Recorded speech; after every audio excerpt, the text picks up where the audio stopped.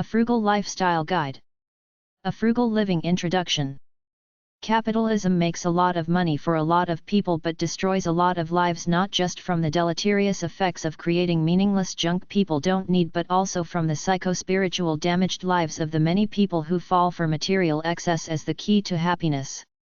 I don't believe in a bunch of radical hippies going off to create their own utopia like Galt's Gulch in Ayn Rand's novel Atlas Shrugged, because it doesn't exist and it doesn't solve the problem of planetary excessive consumption of finite resources. I know that materialism is good to the point of basic comfort, and everything beyond that approach is evil, to take more than you need in a frivolous manner with meaningless goods while you are fully aware that half of the people of the world live in poverty. This is mostly a common-sense guide made up of ideas on how to live simply, frugally without spending much money and saving in it in a lot of places most people don't think of much. Unless you're very lucky, you will have money problems at some point in life and your whole life could unravel with a few missed payments, so take heed, don't be frivolous, don't spend foolishly, save what you don't need to spend on the essentials. If you get into credit trouble, live like a pauper and either work hard to pay all your bills or default or declare bankruptcy and destroy your credit. Stop buying frivolous stuff you don't need. Simplify your life.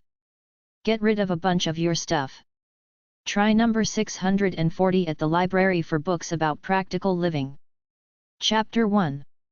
The Frugal Life. A summary of the book The Power of Less by Leo Babauta, 2019. palmino.rs.com/power-less-leo-babauta-book-summary-pdf. Focus on the essential and eliminate the unnecessary. Declutter your life. Create more time for what you want to do. Do you need a book to intuitively know what's minor crap and what's important in life? Has society gone mad when people write silly books like this can be compressed down into one sentence and people line up to read them?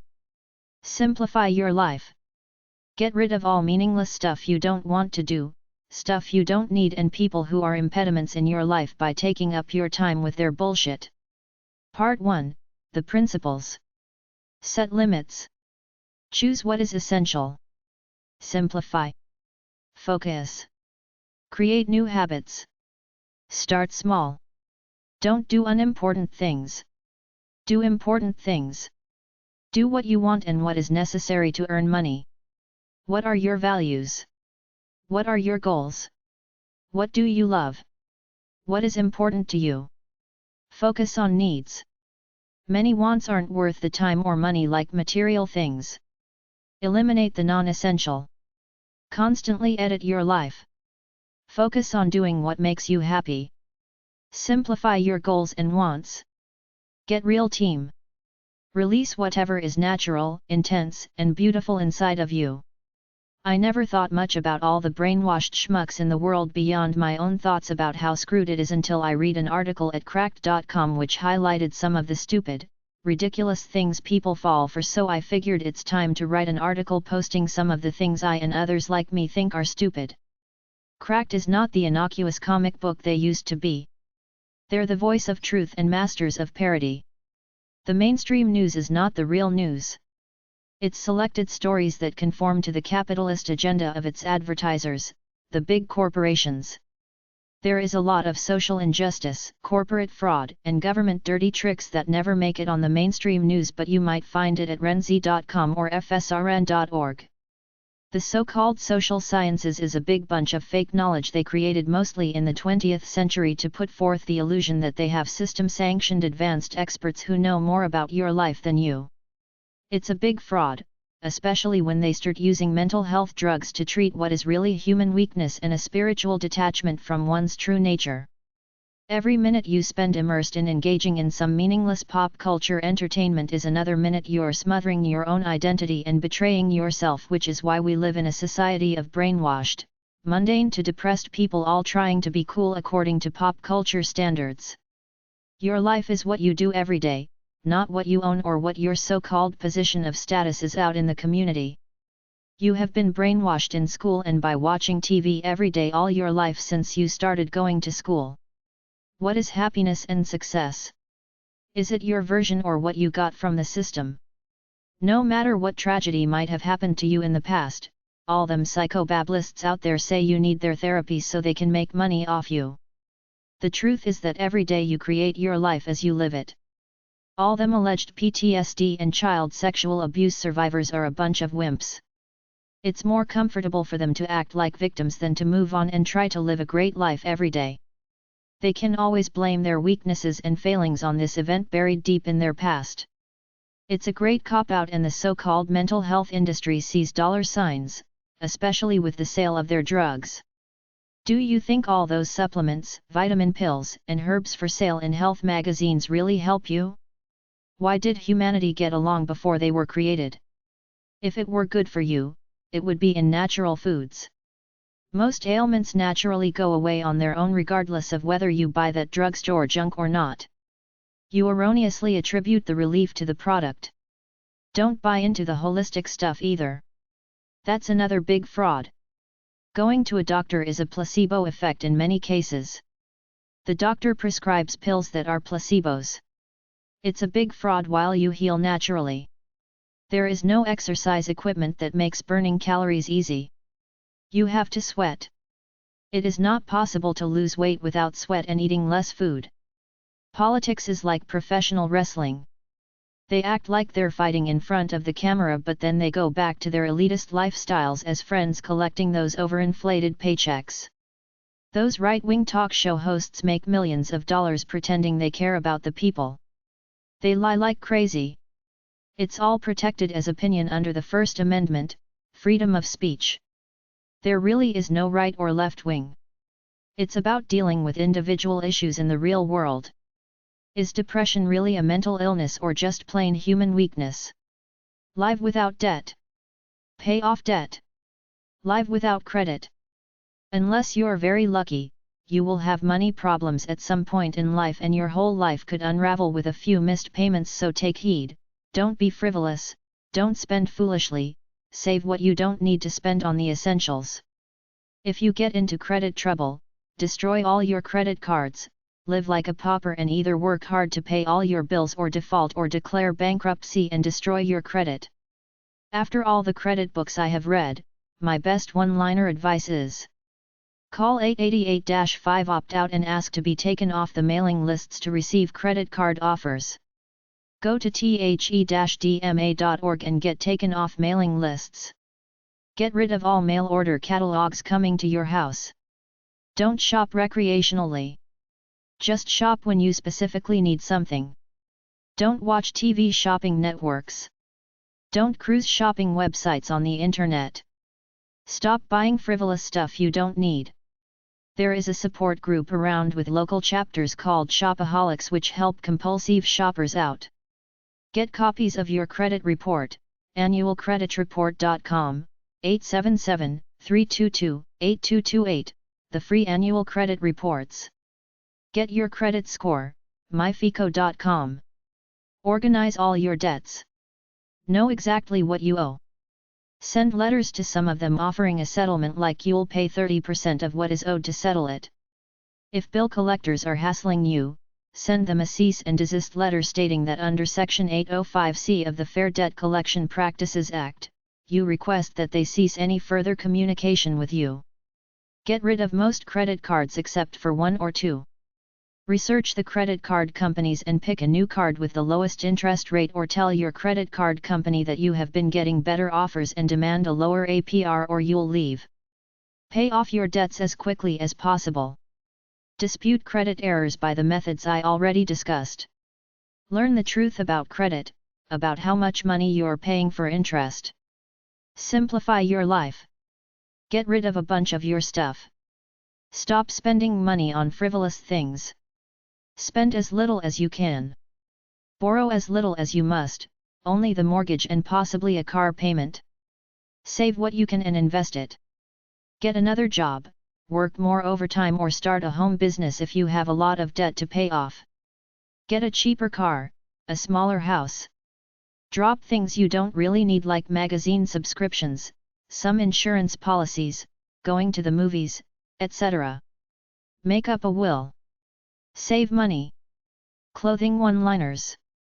Before buying any garment, check the fabric labels and care instructions. Avoid clothing that requires expensive care like dry cleaning. Buy any needed clothing on sale. End-of-season sales often offer some of the best savings. Clean and polish dress shoes often to keep them in good condition. They will look good longer and will need replacing less often. Encourage family members to hang up clothes after wearing to eliminate unnecessary laundry. The cost of doing a load of laundry is no longer a minor expense. Hang laundry out to dry. The average cost of a load dried in an electric dryer is higher than using a gas dryer. If you buy a factory second, check the item for flaws. Some flaws you can live with, but some you cannot. If you cannot start a swap program, take clothing to a consignment shop where they will give you money or trade yours for others in stock. If they're not dirty, wear clothes more than once before washing. Investigate whether using cloth diapers and laundering them yourself is a reasonable option. Keep clothes in good repair, so a minor problem does not get worse. Read and follow care instructions to make clothes last longer. Shop for clothing at yard sales to save considerably on slightly used items.